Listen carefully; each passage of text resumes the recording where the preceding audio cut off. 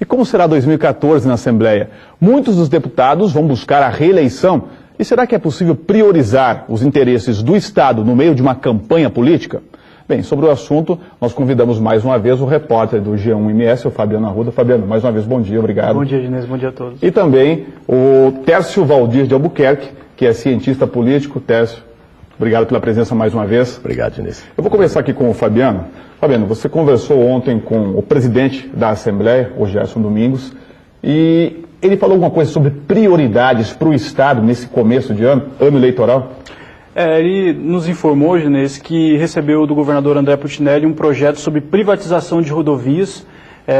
Ele não soube precisar quantas rodovias seriam, mas é uma mensagem de autoria do Executivo que chegou para casa, deve ser lida hoje em plenário e em seguida encaminhada para as comissões, para que ela possa tramitar, passar pelos procedimentos legais, burocráticos e voltar à votação dos deputados. Ou seja, além do governo federal, o Estado teria interesses em privatizar algumas rodovias do Estado. Seria essa a mensagem do governador, e ele pediu celeridade também para o Legislativo para a votação desse projeto. Interessante esse projeto, tomara que avance, né? Porque as estradas precisam ser melhoradas.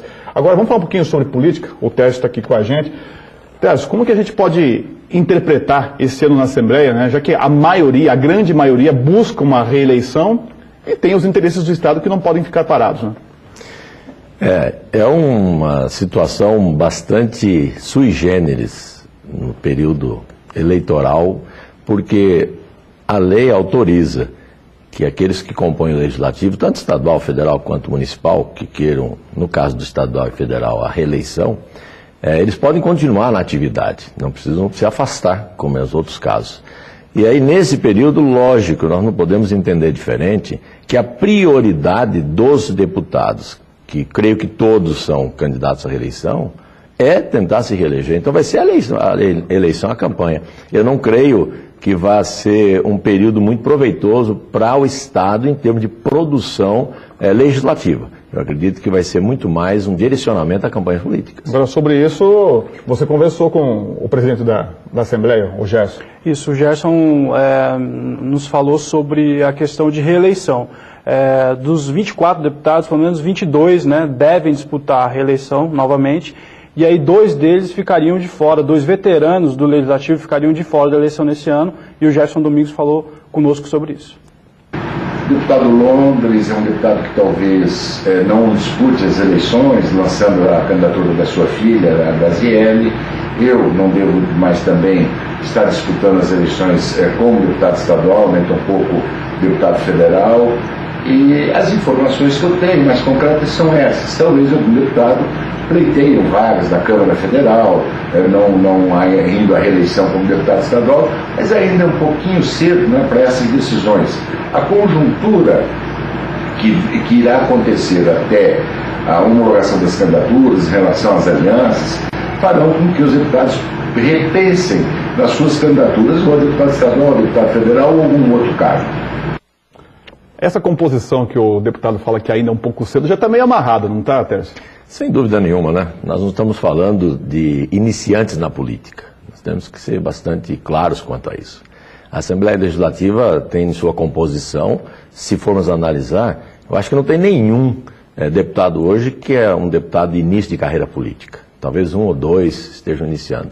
Então isso já é uma construção que acontece desde a primeira eleição, eles já se preparam constantemente para isso. Pelo menos é o que se faz quando se pretende uma carreira política.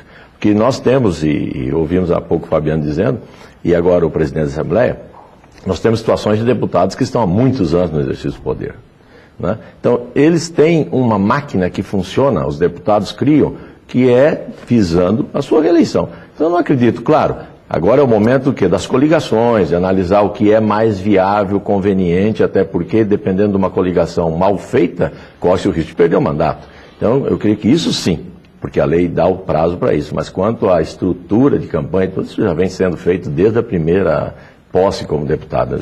Esse é o que eu creio. Agora, Tércio, eu vou pedir para a gente acompanhar, porque nós perguntamos para vários deputados estaduais sobre como fica o trabalho na Assembleia em ano de eleição. Os deputados precisam fazer campanha nos municípios. Diante dessa tarefa, seria mesmo um ano improdutivo na Assembleia, com poucas propostas? O que fazer para o Estado não ficar no prejuízo? Veja a resposta de um dos parlamentares. Precisa trabalhar mais.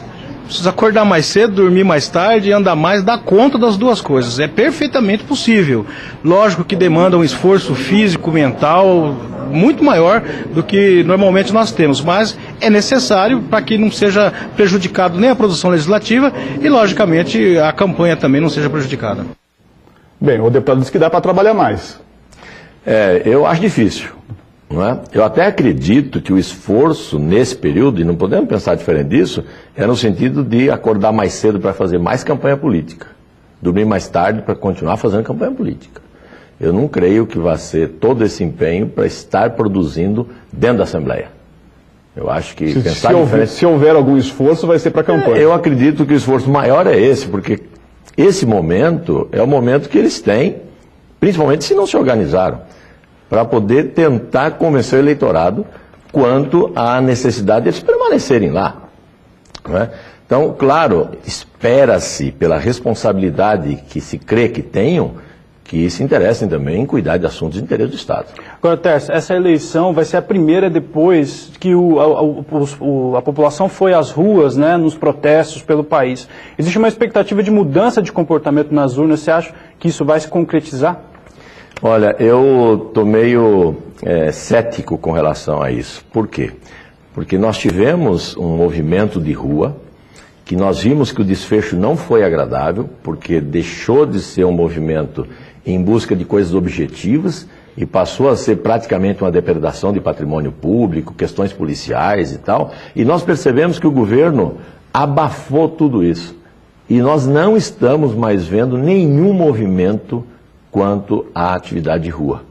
O que eu acredito que vai interferir diretamente nisso é se no período da Copa do Mundo houver reações públicas com os protestos de rua e tal. Porque como o brasileiro disse que é o apaixonado por futebol, o que se pretende, aliás, o que se pensa é que eles vão esquecer os problemas e vão se focar no jogo. Não é? Mas eu penso que se as organizações estiverem mesmo interessadas em fazer mudar alguma coisa nesse período, eles vão reagir nesse período de Copa. Aí eu acredito que pode interferir na eleição. Mas os protestos anteriores, eu acredito que isso já não tem interferência mais. Tá certo. Um ano estratégico, um ano de muita expectativa, né, Fabiano? Diante de tudo isso que está acontecendo no país. Bom, falando ainda sobre política, sobre eleições, o governador André Putinelli foi questionado pelos repórteres ontem na Assembleia sobre um possível convite da presidente Dilma para ser candidato ao Senado numa coligação com o PT aqui no Estado. Olha só a resposta. Vocês dirimirão as dúvidas dia 6 de abril. Resposta curta e grossa, dia 6 de abril. Qual que é a tua avaliação, Tércio, sobre o futuro político do governador? Primeiro que o governador tem essa postura mesmo, né? Ele é bastante objetivo nas posições dele, né? Tem se ouvido de que ele estaria encerrando as atividades... Ele já falou isso no Bom Dia várias vezes. Eu pergunto sempre que ele vem aqui, ele fala isso. Estaria encerrando as atividades políticas. Eu não acredito, porque o governador André, ele é um ser político, não é? Quem conhece a carreira, a trajetória política dele, sabe. Eu não creio que ele seria um homem para parar. E, diante do quadro que está posto, efetivamente, a melhor posição para ele hoje seria o Senado da República. De uma coligação com o PT? Eu não tenho muita dúvida disso, não. Eu acredito que essa possibilidade exista, porque dentro do quadro político que se formou, a governança do Estado, muito provavelmente, vá para o PT. E há um acerto, o governador André tem um bom relacionamento com a presidente da República. Então, eu acredito que esse convite seja um fato. E aí, se isso acontecer, para o governador vai ser muito interessante, porque ele deixa essa estrutura de discussão interna política do Estado e passa a ter uma abrangência mais na área federal, e ele tem uma boa circulação lá. Então, eu até acredito que essa coligação vai existir e que efetivamente ele vai concorrer ao Senado da República. E essa coligação só aconteceria mediante uma interferência da presidente ou por aqui é capaz de haver o acerto? Não, eu acredito que nesses casos, porque o PT tem problemas no Estado de Mato Grosso do Sul. Ele tem já divisões internas bastante claras. Então, para este caso, eu creio que a interferência da presidenta vai ser indispensável até para acalmar os ânimos de Mato Grosso do Sul no sentido da política PT-PMDB. Porque nós já cansamos de ouvir que jamais isso aconteceria. uma coligação nesse porte. Então agora, como na política tudo é possível, não é? Essa interferência vai ser importante para acalmar os ânimos dentro do Estado, que eu acho que é o que o governador André está pretendendo. Tá certo. Nosso bate-papo de política termina aqui. Eu conversei mais uma vez e eu agradeço muito a participação do Tércio de Albuquerque, que é cientista político. Tércio, muito obrigado pela participação aqui no Bom Dia. E mais uma vez a participação do Fabiano Arruda, repórter do G1 MS, que tem mais um conteúdo para a gente sobre política no G1. Fabiano, obrigado.